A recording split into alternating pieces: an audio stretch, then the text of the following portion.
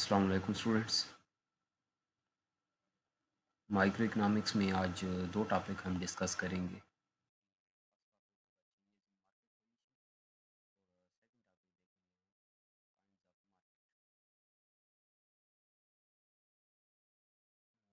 चल रहा है हमारा यहाँ इस वीक में हमने मार्केट इक्विलिब्रियम पे बात की, मार्केट इक्विलिब्रियम डिस्कस किया, फिर प्राइस डिटर्मिनेशन और मीनिंग ऑफ मार्केट।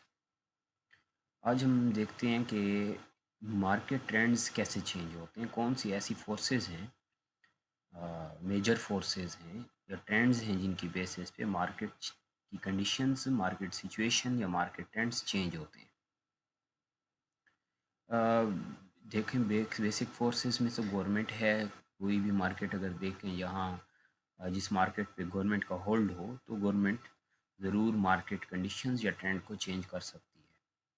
मींस कि इन्फ्लेशनरी ट्रेंड्स हैं, डिफ्लेशन है, स्टैगफ्लेशन है, मार्केट शॉर्टफॉल है या मार्केट का सरप्लस है। ये तमाम कंडीशंस जो हैं ये गवर्नमेंट चेंज कर सकती है। गवर्नमेंट की पॉलिसीज़, गवर्नमेंट की फिस्कल पॉलिसी, गवर्नमेंट या गवर्नमेंट के रेगुलेटरी अथॉरिटीज़ की तरफ से, स्टेट बैंक ऑफ पाकिस्तान की तरफ से, फूड अथॉरिटी की तरफ से, या ऐसी कोई भी रेगुलेटरी यूनिट हो या अथॉरिटी हो जो रेगुलेट कर रही हो किसी भी मार्केट को, जिसे गवर्नमेंट ने अथेंटिकेट किया हो, तो ऐसे तमाम फोर्सेस गवर्नमेंट की तरफ से मार्केट कंडीशंस या ट्रेंड्स को चेंज कर सकती हैं। इसी तरह हम प्राइवेट सेक्टर की तरफ भी जा सकते हैं, सप्लाई और डिमांड की तरफ भी जा सकते हैं। बाज़ औक़ात सप्लाई और डिमांड मीन्स सप्लाई जो जनरेट हो रही होती है सप्लायर की तरफ से, या डिमांड जो डिमांड होल्डर या कंज्यूमर या कस्टमर की तरफ से जो डिमांड बन रही होती है या सप्लाई, तो ये फोर्सेस भी मार्केट ट्रेंड्स को चेंज करती हैं।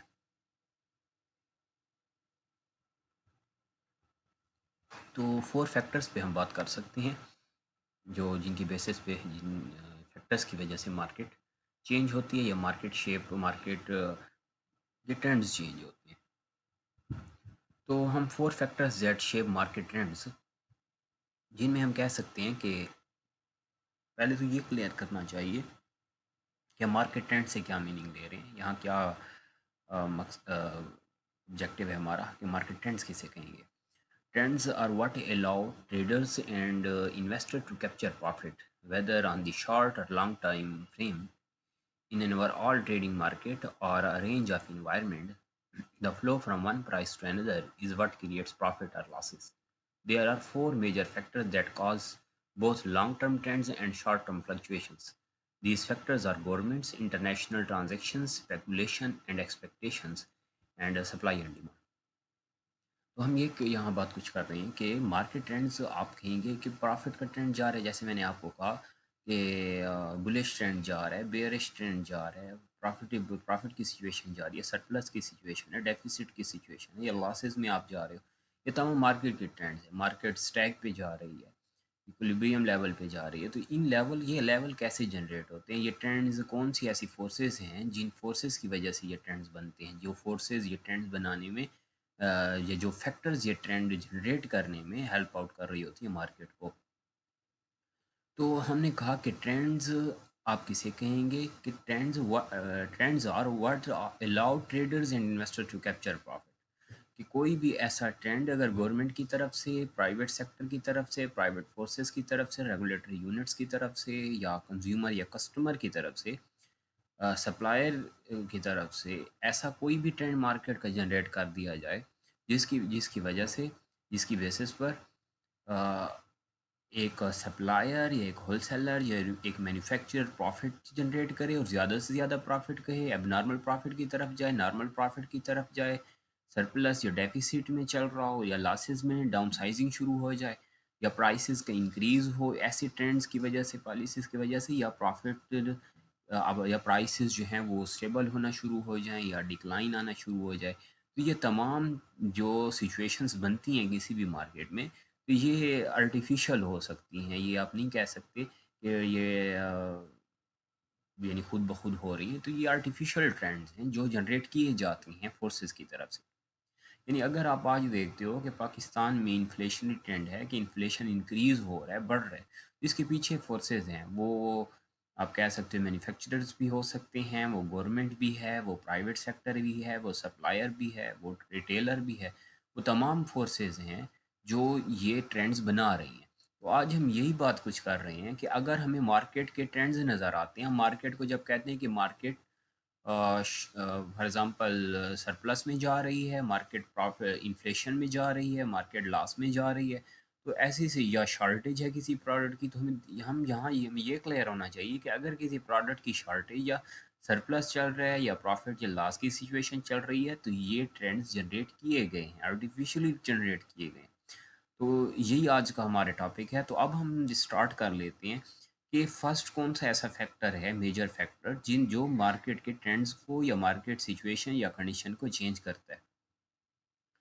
तो इसमें फर्स्ट हम ले रहे हैं कि गवर्नमेंट एक ऐसी फोर्स है, किसी भी स्टेट में कोई भी गवर्नमेंट हो या कोई लोकल गवर्नमेंट हो, कोई म्यूनिसिपल गवर्नमेंट हो या कोई प्रोविंशियल गवर्नमेंट हो, तो वो अपनी पॉलिसीज़ इस तरह की पॉलिसीज़ बाज़ औक़ात इम्प्लीमेंट करवा देती है, इम्प्लीमेंट करने की कोशिश करती है, जिसकी वजह से या तो मार्केट शॉर्टेज में चली जाती है या सरप्लस में चली जाती है। यानी या तो प्रॉफ़िट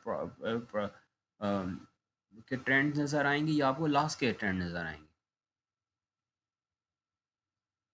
तो हम कह रहे हैं governments holds much sway over the free market, the fiscal and monetary policies that government and their central banks put in place have performed effect on financial marketplace by increasing and decreasing interest rates.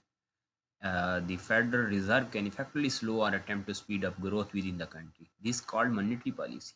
पहली बात ये हुई कि अगर आप एक financial market को देखते हो, आप एक करेंसी मार्केट को देखते हो, आप एक कैपिटल मार्केट को देखते हो, या आप एक स्टॉक मार्केट को देखते हो जहाँ शेयर्स ट्रेड हो रहे हैं, या आप बैंकिंग सेक्टर को देखते हैं, या आप कैपिटल मार्केट को देखते हैं, मनी मार्केट को देखते हैं। फिजिकल मार्केट की तरफ जब आप देखते हो, तो फिजिकल मार्केट का अप डाउन, फिजिकल मार्केट की फ्लक्चुएशंस ये चेंज हो रही होती हैं। गवर्नमेंट ही policies, government interest rate increase करती है, इंटरेस्ट रेट डिक्रीज़ करती है, फेडरल रिज़र्व जो है उसमें चेंज आना शुरू हो जाए, तो अल्टीमेटली आप देखते हो कि फाइनेंशियल जो मार्केट है, वहाँ कैपिटल मार्केट हुआ, मनी मार्केट है, या हमारे पास स्टॉक मार्केट, वहाँ चेंज नज़र हमें आना शुरू नज़र आता है। This is called monetary policy. तो इसे हम मॉनेटरी यानी गवर्नमेंट की तरफ से जब एक मॉनेटरी पॉलिसी दी जाती है, और मॉनेटरी पॉलिसी में जो फ्लक्चुएशंस आती हैं या मॉनेटरी पॉलिसीज़ जैसे इम्प्लीमेंट होती है, इम्प्लीमेंटेशन के साथ जब चेंजेस या वेरिएशंस आती हैं, तो आप इसे कहते हैं कि मार्केट का यहाँ से अब ट्रेंड बनना शुरू हो जाता है। तो हम ये कह सकते हैं कि गवर्नमेंट जो जब चाहती है कि मार्केट को किस तरह वेरिएट किया जाए या चेंज किया जाए, तो गवर्नमेंट अपनी ऐसी पॉलिसीज़ देती है जिनकी बेसिस पे आप देखते हो कि मार्केट बिल्कुल फ्लक्चुएट होने शुरू हो जाते हैं, उसके ट्रेंड्स चेंज होने शुरू हो जाते हैं। यानी कोविड में आपने देखा कि गवर्नमेंट ने इंटरेस्ट रेट को जैसे रिड्यूस करना शुरू किया, तो मार्केट ट्रेंड चेंज हुआ। अगर ये ना करते तो मार्केट ट्रेंड्स मीन्स के डेफिसिट की तरफ ले जाते। तो ये करना ज़रूरी था। जैसे इंटरेस्ट रेट चेंज हुआ, तो काफ़ी बड़े डेफिसिट से इकोनॉमी को कंट्रोल किया गया, बचाया गया।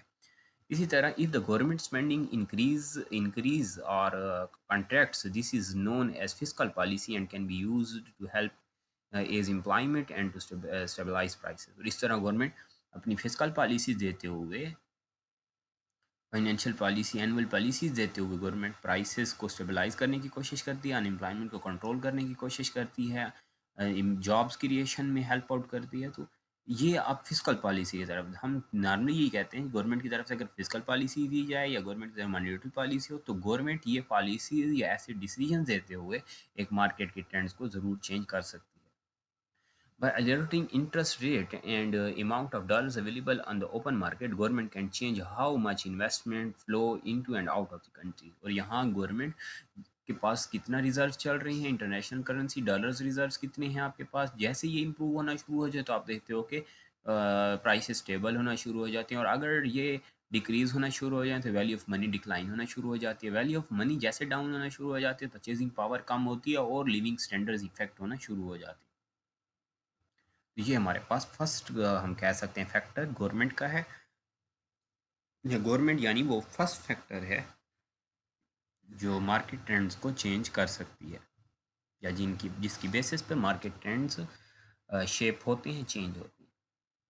अब हम सेकंड लिख सकते हैं इंटरनेशनल ट्रांजैक्शंस। जब कोई भी कंट्री इंटरनेशनल ट्रांजैक्शंस यानी इनफ्लो और आउटफ्लो जब आप देखते हो, जब बैलेंस ऑफ पेमेंट्स की बात करते हैं, कितना पाकिस्तान में या किसी कंट्री में यानी इनफ्लो हुआ और कितने आउटफ्लो रहा एनुअली या क्वार्टर बेसिस पे कह सकते हैं। तो यहाँ से फिर क्लियर हो जाता है कि यहाँ से फिर आप एक्सपोर्ट और इंपोर्ट की भी बात कर सकते हैं, या एक्सपोर्ट कितनी हो रही है, इंपोर्ट कितनी हो रही है। तो ये फैक्टर्स भी मार्केट, आप देखते हो कि मार्केटिंग इस बेसिस पे भी मार्केट के ट्रेंड्स चेंज होते हैं, इसकी वजह से भी मार्केट के ट्रेंड्स चेंज होते हैं। यानी अगर ज़्यादा एक्सपोर्ट अच्छी जा रही हो, गवर्नमेंट ज़्यादा से ज़्यादा एक्सपोर्ट कर रही है एक साल में, और अपने जो भी एक्सपेक्टेड लेवल्स हों उनको अचीव कर पाए, तो अल्टीमेटली वहाँ से जो नेशनल ग्रोथ है, जो इकोनॉमिक ग्रोथ है, उसमें इम्प्रूवमेंट आती है, लिविंग स्टैंडर्ड्स लोगों के इम्प्रूव होते हैं। ज़्यादा से ज़्यादा पैसा एक मुल्क में आ रहा होता है, तो वहाँ से फिर आपको लोन्स की तरफ नहीं जाना पड़ता, आपको डेट्स की तरफ नहीं जाना पड़ता। और अगर यही हो कि ज़्यादा से ज़्यादा इंपोर्ट किया जाए, ज़्यादा से ज़्यादा प्रोडक्ट आप बाहर से मंगवाएं, तो लोगों को महंगे प्रोडक्ट्स, आपके पास प्रोडक्शन कैपेसिटी एक कंट्री में अच्छी नहीं चल रही हो, ज़्यादा से ज़्यादा आप परचेज़ कर रहे हो, रेडीमेड प्रोडक्ट लेके ही लोगों को आप दे रहे हैं, तो वहाँ से फिर देखते हो कि इन्फ्लेशन इंक्रीज़ होता है और लिविंग स्टैंडर्ड्स या इकोनॉमिक ग्रोथ, या हम कहते हैं जीडीपी है, जीएनपी, ये डिक्लाइन होती है, इफेक्ट होती है। तो ये हम ज़रूर कह सकते हैं कि इंटरनेशनल ट्रांजैक्शंस में जो भी चेंजेस आ रही हूँ, इसकी बेसिस पे भी कोई भी मार्केट, वो फाइनेंशियल मार्केट हो, वो आपके पास कैपिटल मार्केट है या आपके स्टॉक मार्केट है, ये चेंज होती है, इसके ट्रेंड चेंज होते हैं। अब हम यहाँ देख सकते हैं, the flow of funds between countries effects the strength of countries economy and it's currency. The more money that is leaving a country, the weaker the country's economy and currency. अगर ज़्यादा से ज़्यादा आपकी कंट्री से, यानी पाकिस्तान से for example, यहाँ से पैसा ज़्यादा बाहर जा रहा है, पाकिस्तान अगर इंपोर्ट की मद में पैसा दे रहा है ज़्यादा, या पाकिस्तान आप कह सकते हो कि लोन के लिए, लोन पेमेंट्स में, इंटरेस्ट पेमेंट्स में ज़्यादा से ज़्यादा पैसा दे रहा है, तो वहाँ से आप हमें ये नज़र आता है कि पाकिस्तान की इकॉनमी या सिचुएशन जो है वो डिक्लाइन होना शुरू हो जाती है। आप ये पाकिस्तान की इकॉनमी वीकन होना शुरू हो जाती है। तो ये हम फर्स्ट पॉइंट ले सकते हैं कि जब फंड्स फ्लो जिस कंट्री का ज़्यादा हो रहा हो, पैसा आ नहीं रहा, जा ज़्यादा रहा है, तो वहाँ आप देखते हो कि वो कंट्री या उसकी इकॉनमी जो है वो इफ़ेक्ट होती है, उसके जो लिविंग नेशनल्स हैं वो इफ़ेक्ट होते हैं। इसी तरह countries that predominantly export, whether physical goods or services, are continually bringing money into their countries. This money can then be reinvested and can stimulate the financial market within those countries. और इस तरह अगर ज़्यादा से ज़्यादा export आप कर रहे हैं, प्रोडक्ट बेच रहे हैं, प्रोडक्ट बाहर जा रहा है, और प्रोडक्ट बाहर जा रहा है, वहाँ से पैसा आपकी कंट्री में आ रहा है, तो वहाँ से अल्टीमेटली वो पैसा डिफरेंट सेक्टर्स में इन्वेस्ट होता है, और यहाँ से इकोनॉमिक ग्रोथ और इकोनॉमिक डेवलपमेंट इंप्रूव होती है, इंक्रीज़ होना शुरू हो जाती है, लोगों के लिविंग स्टैंडर्ड इंप्रूव होंगे, वहाँ से इंडस्ट्रीज़ लगेगी, अनएम्प्लॉयमेंट ख़त्म होगी, जॉबलेस जो लोग हैं उनको जॉब्स मिलेगी। तो यहाँ से हम कह सकते हैं कि इंटरनेशनल ट्रांजैक्शंस सेकंड ऐसी फोर्सेस हैं, ऐसा फैक्टर है जो किसी भी कंट्री की कोई भी मार्केट हो उसको ज़रूर, उसको उसके ट्रेंड्स को शेप करती है, ट्रेंड्स में फ्लक्चुएशंस या वेरिएशंस ला सकती है। ये हुआ सेकंड फैक्टर। अच्छा, अब हम देख लेते हैं थर्ड फैक्टर, वो है speculation and expectations.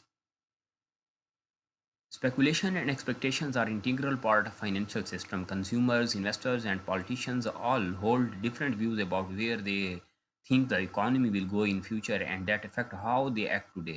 Expectations of the future actions is dependent on current acts and shapes both current and future trends. Sentiment indicators and commonly used to gauge how certain groups are feeling about the current economy. Analysis of these indicators, as well as other forms of fundamental and technical analysis, can create a bias or expectation of future price rates and trends directions. यहाँ देखें, अगर हम ये कहना चाह रहे हैं कि जब लोग कुछ एनालिस्ट या स्पेकुलेटिव पर्सन्स या इन्वेस्टर्स जब कुछ अपनी एक्सपेक्टेशन की बेसिस पे कुछ ना कुछ फॉर एग्जांपल एक्सपेक्ट कर लें, कोई ना कोई फ़ैसला कर लें, डिसीजन कर लें कि नहीं, हमें गोल्ड परचेज़ नहीं करना, हमें गोल्ड में इन्वेस्टमेंट करनी है, हमें पेल में इन्वेस्टमेंट करनी है, हमें एलजी में इन्वेस्टमेंट करनी है, या हमें शुगर मिल्स जो हैं उनमें से वहाँ इन्वेस्टमेंट करनी, किस सेक्टर में इन्वेस्टमेंट करनी है, कौन सा सेक्टर इंप्रूवमेंट की तरफ जाएगा, कौन सी सेक्टर जो है वो इंप्रूवमेंट की तरफ नहीं जाएगा, वहाँ डेफिसिट रहेगा। इसी तरह जब अगर एनालिस्ट या जिन लोगों को जो आइडल होते हैं किसी के, या जिनको लोग फॉलो कर रहे होते हैं, तो वहाँ आप देखते हो कि अगर वो कोई डिसीजन आपके सामने रख लें, ये कह दिया जाए कि गंदम की किल्लत पड़ रही है, फॉर एग्जांपल अगर ये कह दिया जाए, एक एनालिस्ट है वो किसी न्यूज़पेपर में या किसी मीडिया चैनल पे कहीं भी कह देता है, इलेक्ट्रॉनिक मीडिया पे या किसी अपने प्रॉपर चैनल के ज़रिए कि गंदम की किल्लत पड़ने वाली वाली है, तो लोग ज़्यादा से ज़्यादा आटा परचेज़ करने की या गंदम परचेज़ करने की कोशिश करेंगे, हालांकि चाहे उन्हें, हमने ये बात हम पहले भी पढ़ चुके हैं, अगर उसकी प्राइसेस ज़्यादा भी हों। तो यहाँ से आप देखेंगे ये जो मार्केट है गंदम, जो व्हीट मार्केट है, इसको आप देखेंगे कि इसके ट्रेंड्स अपवर्ड जाना शुरू हो जाएंगे। इसी तरह अगर कोई आपको कोई ये कह दे, कोई एनालिस्ट या कोई डिसी स्पेकुलेटिव पर्सन है या इन्वेस्टर है, उसकी ये सोच हो कि मुझे, हमें सिर्फ इसी सेक्टर में इन्वेस्ट, वो बड़ी इन्वेस्टमेंट अगर एक सेक्टर की तरफ चली जाए तो उसका जो अल्टरनेटिव होगा या उसका जो कंपोजिट में होगा वो और डिक्लाइन होना शुरू हो जाएगा। वहाँ उस सेक्टर में, सेकंड सेक्टर में इन्वेस्टमेंट या अल्टरनेटिव सेक्टर में या अगेंस्ट जो सेक्टर जा रहे हैं उसमें आप देखते हो कि वहाँ डिक्लाइन आना शुरू हो जाते हैं, वहाँ इन्वेस्टमेंट नहीं आती फिर।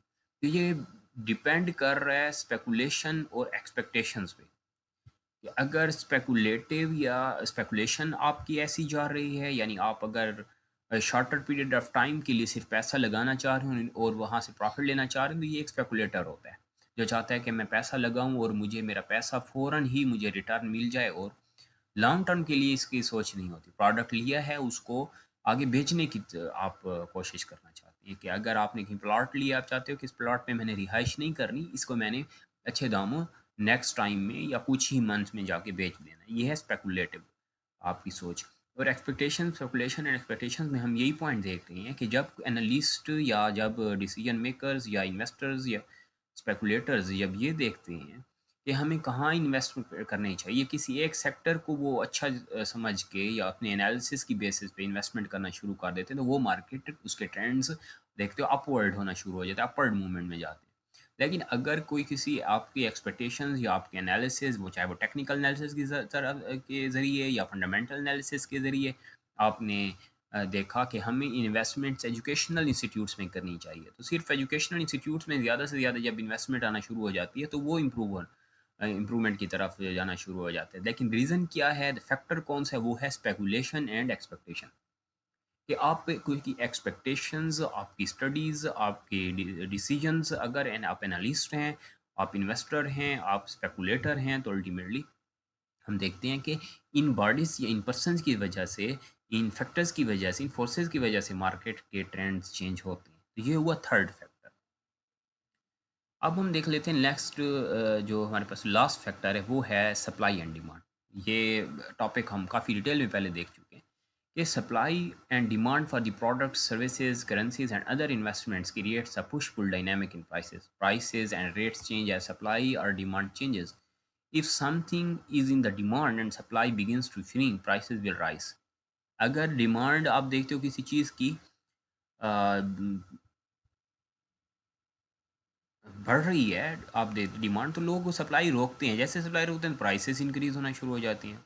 If supply increases beyond current demand, prices will fall. और डिमांड 10 की है, सप्लाई 15 की आ रही है, तो फिर तो आप देखते हो कि प्राइसेस का फॉल होना शुरू हो जाता है। If supply is relatively stable, prices can fluctuate higher and lower as demand increases और डिक्रीज। तो अब हम ये पॉइंट क्लियर कर चुके हैं कि सप्लाई और डिमांड में अगर चेंज आता है तो वो सप्लाई और डिमांड का जो चेंज होता है उसकी वजह से उसके बेसिस पे मार्केट शेप करती है, मार्केट के ट्रेंड्स चेंज होती हैं। अब ये हमारा फर्स्ट टॉपिक था जिसमें हमने ये क्लियर करने की कोशिश की कि किसी भी मार्केट में जब मार्केट शेप हो रही होती है या ट्रेंड्स चेंज होते हैं तो उसके क्या रीज़न है। तो हमने कहा कि मार्केट शेप करती है गवर्नमेंट पॉलिसीज़ की वजह से, इंटरनेशनल ट्रांजैक्शंस की वजह से, स्पेकुलेशन और स्पेकुलेशन या एक्सपेक्टेशंस की वजह से, स्पेकुलेटिव डिसीजंस की वजह से। इस तरह हमने लास्ट कहा कि सप्लाई और डिमांड भी मार्केट के ट्रेंड्स को ये इसको शेप करते हैं। अब हमारा सेकंड टॉपिक है वो है काइंड्स ऑफ मार्केट। अब हम देख लेते हैं कि मार्केट के टाइप्स कौन कौन से हैं। ये कुछ इजी टॉपिक है, यहाँ कुछ आउटलाइन में हमें थोड़ी डिटेल में दिया गया है, लेकिन आप इजीली इसे लिख पाएंगे तो बात कर पाएंगे। देखिए, मार्केट को जब हम देखते हैं कि मार्केट के कौन कौन से टाइप्स हैं, तो हम फोर बेसिक टाइप्स की तरफ जाते हैं। या तो हो सकता है market according to period of time, daily market है हमारे सामने, या आप कहते हो कि अ, जैसे शॉर्ट पीरियड मार्केट है, लॉन्ग पीरियड मार्केट है। ये टाइम बेसिस पे जा रहा है। हम कहते हैं लॉन्ग पीरियड मार्केट, तो पीरियड को देखते हुए हम कह रहे हैं कि ये मार्केट लॉन्ग पीरियड चलेगी। शॉर्ट यानी प्रोडक्ट्स अगर लॉन्गर पीरियड होंगे, लॉन्गर लाइफ होंगे, तो हम ऐसे प्रोडक्ट्स को कहेंगे कि ये प्रोडक्ट्स लॉन्ग मार्केट बनाएगी, इन प्रोडक्ट्स की बेसिस पे लॉन्ग मार्केट बनेगी। लेकिन शॉर्ट पीरियड मार्केट जब हम देखते हैं कि कोई भी प्रोडक्ट जिसकी लाइफ कम हो, तो हम कहते हैं ये शॉर्ट पीरियड मार्केट, वो प्रोडक्ट्स ही शॉर्ट पीरियड मार्केट बना रहे हैं। तो हमारा आज का टॉपिक जो है, वो सेकंड टॉपिक वो है टाइप्स ऑफ मार्केट। या तो हम कहेंगे markets according to period of time, एक टाइप ये हो सकती है। अकॉर्डिंग टू लोकेशन भी मार्केट हो सकती है, रीजनल मार्केट है, डोमेस्टिक मार्केट है, लोकल मार्केट है, नेशनल, इंटरनेशनल। ये लोकेशन को देखते हुए मार्केट को आप नाम दे देते हो या उसकी टाइप को डिस्कस करते हो। According to nature of commodity, फिर ये भी हो सकता है कि जब आप किसी भी प्रोडक्ट को देखते हो, उस प्रोडक्ट को देखते हुए नेचर क्या है इस प्रोडक्ट की, उसकी बेसिस पे आप मार्केट बनाते हो। According to nature of competition, या फिर कंपटीशन को देखते हुए एक परफेक्ट कंपटीशन है, इम्परफेक्ट कंपटीशन है, एक ऐसी मार्केट जहाँ ज़्यादा से ज़्यादा एक से ज़्यादा मीन्स कि बहुत ज़्यादा आपको कंपेटिटर्स नज़र आए। आप फॉर एग्जांपल फ्रूट मार्केट देखते हो, तो वहाँ बहुत ज़्यादा कंपेटिटर्स ठहरे हैं एक के अगेंस्ट। तो यहाँ हम कहते हैं कि ये एक कंपटीशन की बात चल रही है, तो नेचर ऑफ कंपटीशन की बेसिस पे मार्केट को डिस्कस किया जा सकता है। तो अब फर्स्ट देख लेते हैं कि market according to time.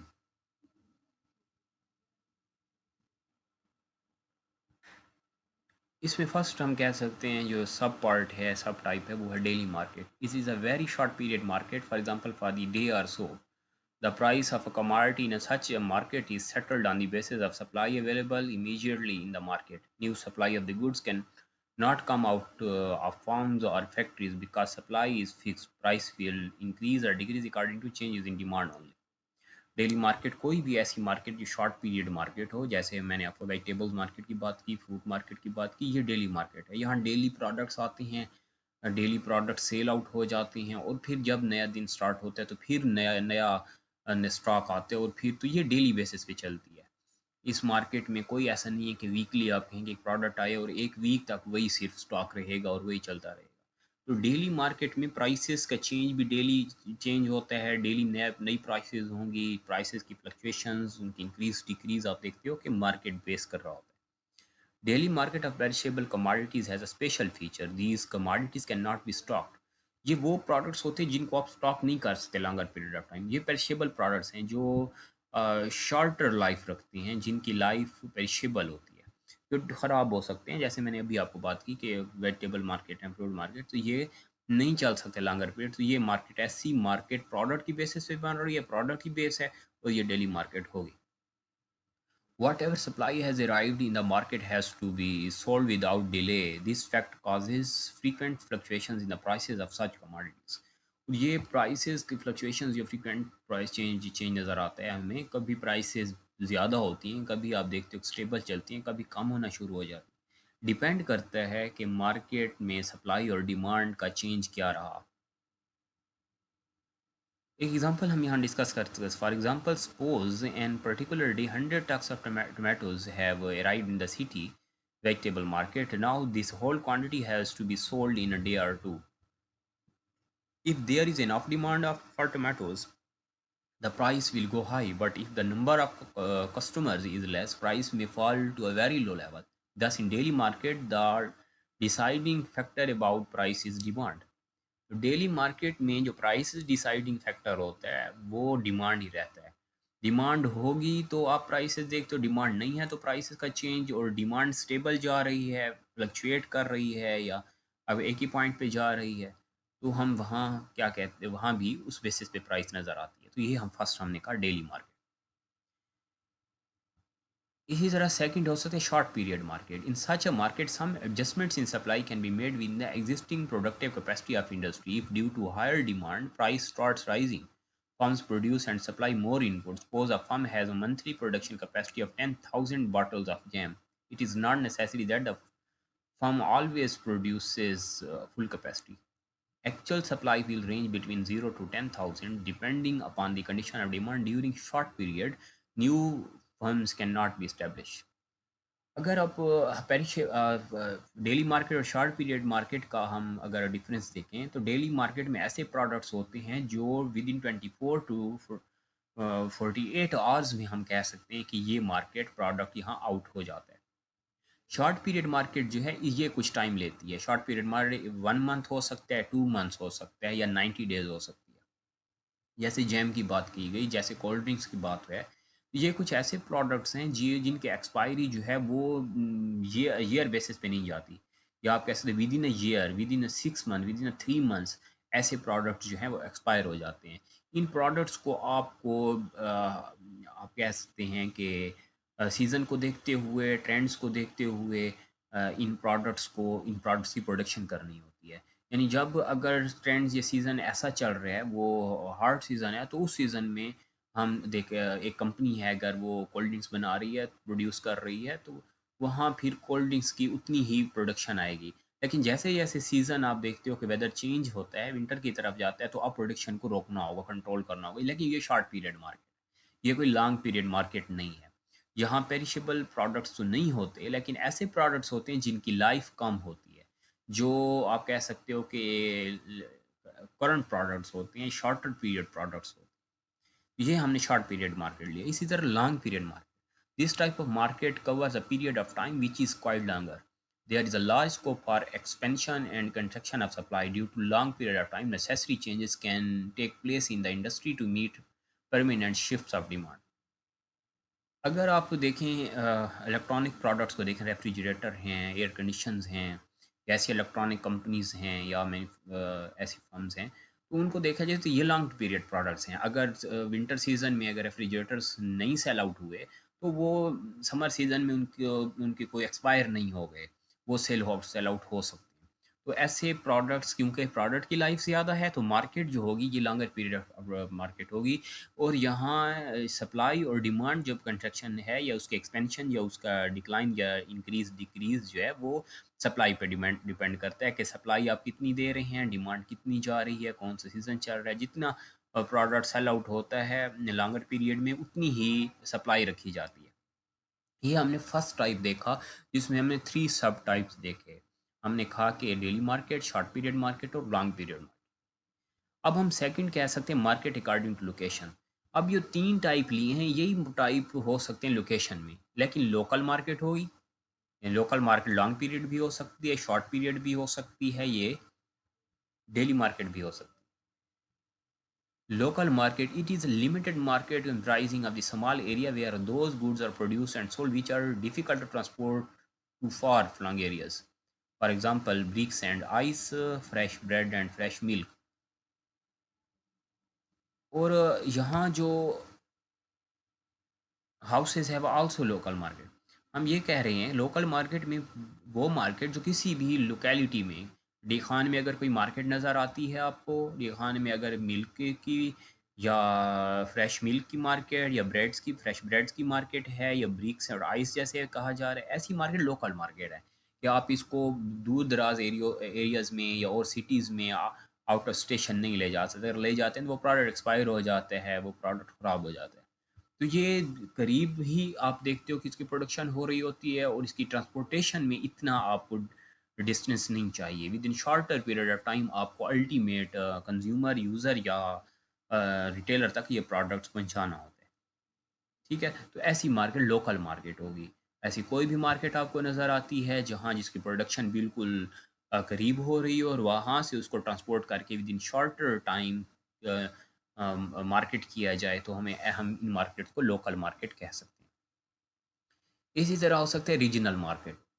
This is a market where those goods are sold and purchased which are produced and consumed in a particular region. Because of a high transportation cost or lack of demand in other regions, the market is limited. For example, market of milk, Sindhi shawl, and uh, earthenware. यहाँ हम ये कह रहे हैं कि अगर कोई भी रीजन, रीजन मीन्स कि अगर डी खान का आप रीजन कहें कि 5 तहसीलें हैं, तो 5 तहसीलों की एक तहसील मार्केट।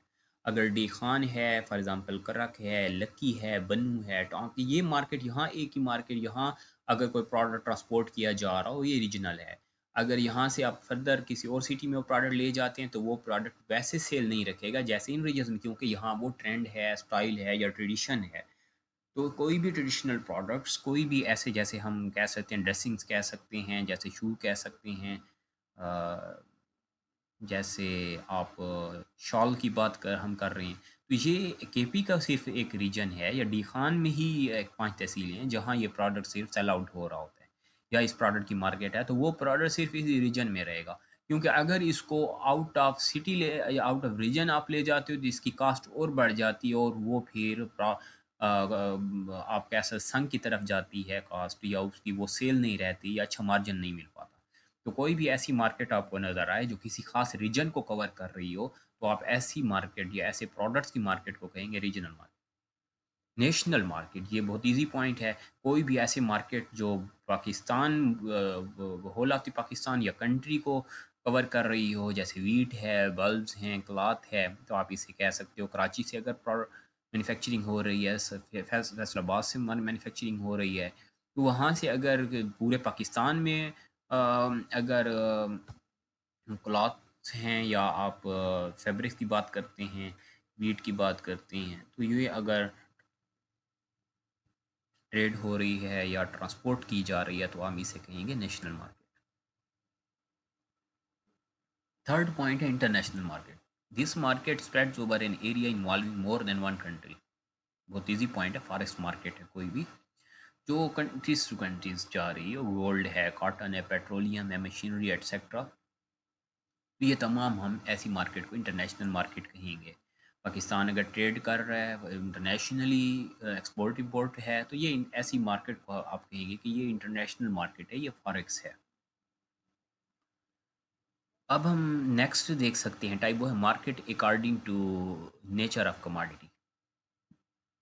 कमोडिटी की नेचर को देखते हुए अगर आप मार्केट को कोई काइंड दें, या मार्केट को जज करें, एनालाइज करें, जैसे जनरल मार्केट है, तो in this market all kinds of good are sold. For example Liberty और Anarkali in Lahore, Aabpara in Islamabad, and Qissa Khwani in Peshawar.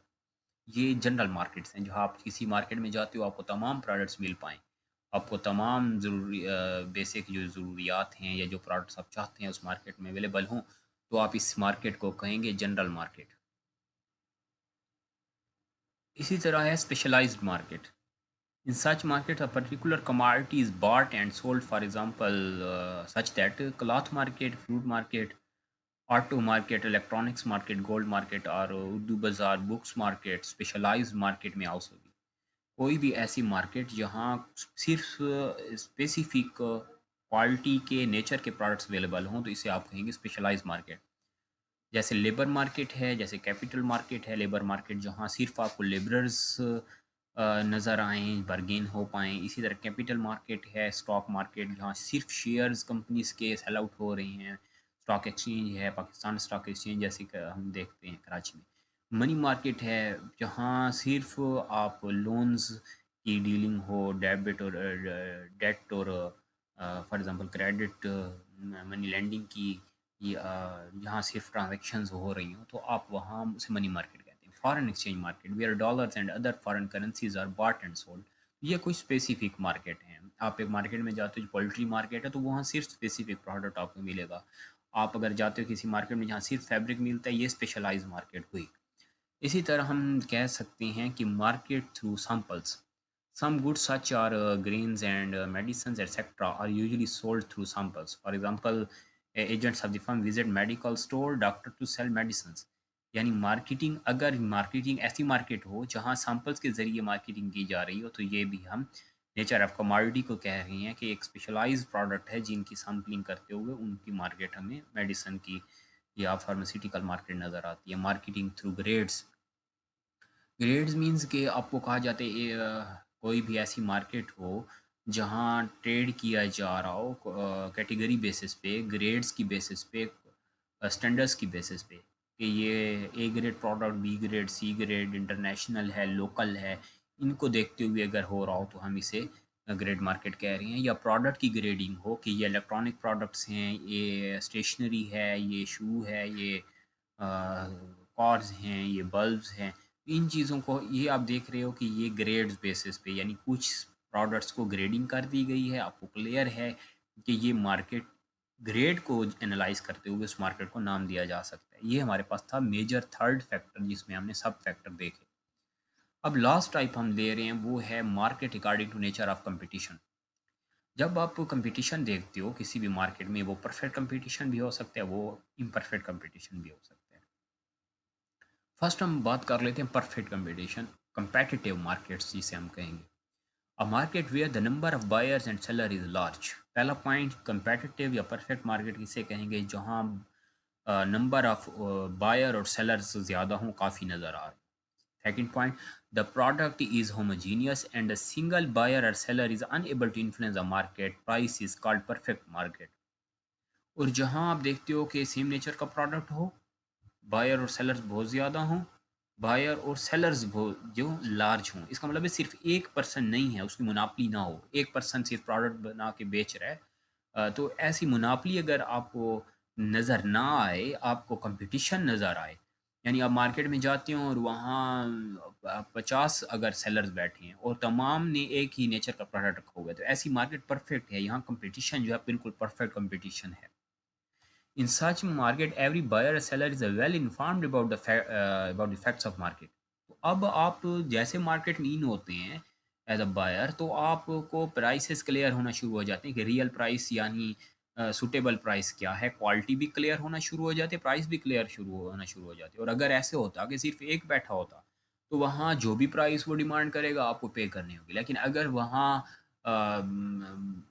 Hundreds में नंबर्स में बैठे हों, सेलर्स हों, अवेलेबल हों, परफेक्ट कंपटीशन हो, तो वहाँ फिर बहुत इजी हो जाता है कि मार्केट के फैक्ट्स और फिगर्स आप इजीली एनालाइज कर सकते हैं।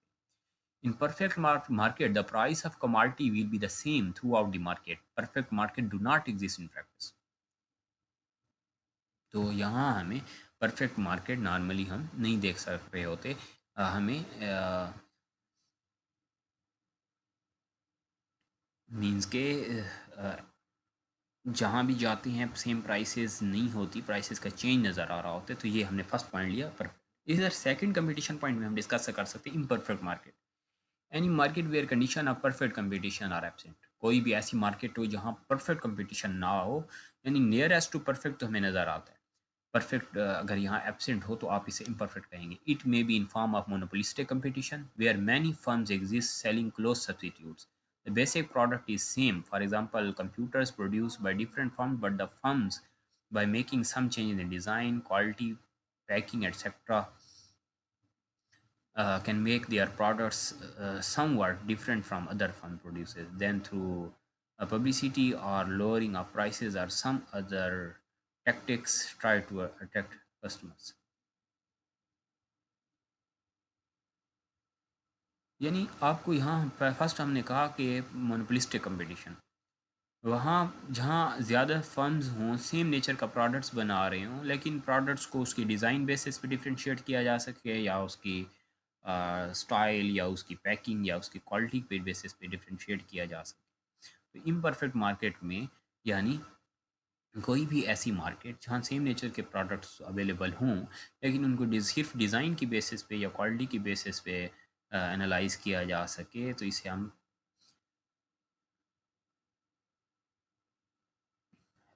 मोनोपोलिस्टिक कंपटीशन कहेंगे। इसी तरह है डिवॉपली मार्केट।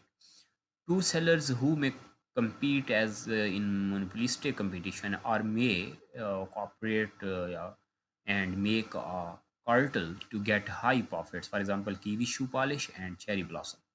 डिवापली में आप देखते हो कि सेलर दो हों, दो कंपटीशन में बैठे हैं, दोनों ने अच्छी क्वालिटी का प्रोडक्ट दिया हुआ है, दोनों कंपेटिटिव हैं, तो ऐसी मार्केट में आप देखते हो कि ये इम्परफेक्ट है, किसी दो जहाँ सेलर हैं दोनों एक दूसरे को कम्पीट कर रहे हैं, इसे डिओपली कहा जाएगा।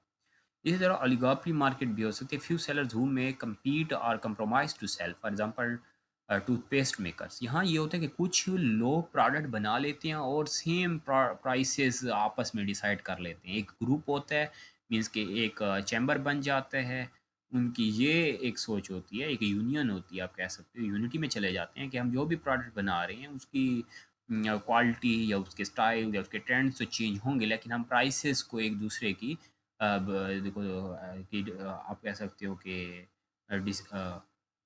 एक दूसरे के फैसले के साथ हम प्रोडक्ट्स को या रजामंदी से प्राइसेस सेट करेंगे। जैसे आप देखते हो कि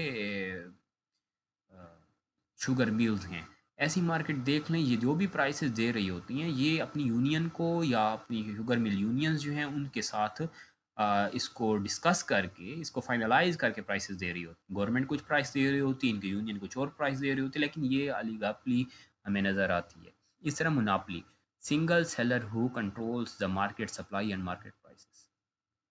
कोई एक ही आपको नज़र आए प्रोड्यूसर जो सिर्फ मार्केट को कंट्रोल कर, जैसे वापडा है, जैसे एक टाइम में पीआईए था, या किसी लोकेलिटी में सिर्फ एक यूनिवर्सिटी हो, अगर लोग वहाँ पढ़ना चाहते हैं तो उसको उनकी उसकी फीसेस को पे करना होगा। तो ये आपके पास है मोनोपली, कि मोनोपलिस्टिक अगर मार्केट नज़र आ रही हो कि सिर्फ एक पर्सन है, वापडा है, सिर्फ एक कंपनी है वापडा, एक फर्म है वापडा, अगर एक इंस्टीट्यूट है जो सिर्फ लोगों को, अगर इनके इसके अलावा आपके पास अल्टरनेटिव और रास्ता नहीं है। मोनोपासनी, सिंगल बायर, मोनोपासनी में सेलर नहीं होगा, बायर होगा, एक ही बायर हो परचेज करने वाला। For example in Pakistan atomic scientist can be employed by government only, so the government has monopoly in this case। अब पाकिस्तान में देखा जाए तो एटॉमिक अगर साइंटिस्ट जो हैं वो अगर प्रोडक्ट बनाते हैं तो उनसे पाकिस्तान में और कोई परचेज़ नहीं कर, सिर्फ गवर्नमेंट ही उनको यहाँ फैसिलिटेट करेगी और गवर्नमेंट ही यहाँ एक बायर रहेगी, सिंगुलर या सिंगल बायर होगी। तो ये हमारे पास लास्ट था, टाइप था, जिसे हमने कहा a market according to nature of competition, perfect market, competitive market, a market where the number of buyers and seller is large, buyer और seller ज़्यादा होंगे, product homogeneous होगा, सिंगल बायर और seller is unable to influence, कोई एक person नहीं कर सकेगा इन्फ्लुएंस मार्केट को, वो कहे कि प्रोडक्ट मैं 100 का देता हूँ बाकी 80 का दे रहे हैं, तो वो नहीं इन्फ्लुएंस कर सकता कि उससे लोग 100 का प्रोडक्ट लें। और अगर ये सिर्फ सिंगुलर होता, अगर ये मोनोपली में होता, मोनोपलिस्टिक में होता, इम्परफेक्ट में होता, तो ये ज़रूर लोगों को इन्फ्लुएंस कर सकता है। तो ये हमने firstly perfect market, second type हमारा लास्ट जो हमने लिया वो है imperfect market. Imperfect any market where condition of perfect competition is absent. और हमने कहा कि मोनोपोलिस्टिक मार्केट, जहाँ फर्म ज़्यादा हों, क्लोज सब्सिट्यूट्स बना रही हों, जहाँ आपको जैसे शुगर मिल की मैंने बात की, जैसे आप बाटा और सर्विस को शू कंपनीज को देख लें, इसी तरह आप फार्मास्यूटिकल्स को देख लें, तो ये एक ही फार्मूला के प्रोडक्ट्स बना रही हैं, वो हज़ारों कंपनीज हैं। तो यहाँ इम्परफेक्ट मार्केट है। इम्परफेक्ट मार्केट में मोनोपोलिस्टिक कंपटीशन एक ये मार्केट हो सकती है, सिचुएशन बन सकती है, डिओपली बन सकती है, दो सेलर्स हों जो compete कर रहे हों, ओलिगोपोली हो सकती है, फ्यू सेलर्स, दो से ज़्यादा यानी कोई सेलर्स जो है सेम प्रोडक्ट बना रहे हैं और आपस में वो एक आप कह सकते हो डिसाइडेड पॉइंट पे एक प्राइस दे रहे हों या कुछ दे रहे हों। इसी तरह मोनोपोली हो सकती है, सिंगल सेलर हो सकता है, मोनोपासनी हो सकती है, सिंगल बायर हो सकता है। ये हमारे पास आज दो टॉपिक थे जो हमारे लेक्चर में रहे, और ये वीक अब कंप्लीट हो चुका है। नेक्स्ट लेक्चर में हम नेक्स्ट वीक स्टार्ट कर लेंगे। यहाँ कोई प्रॉब्लम या इशू हो तो ज़रूर बताना है। अल्लाह हाफिज़।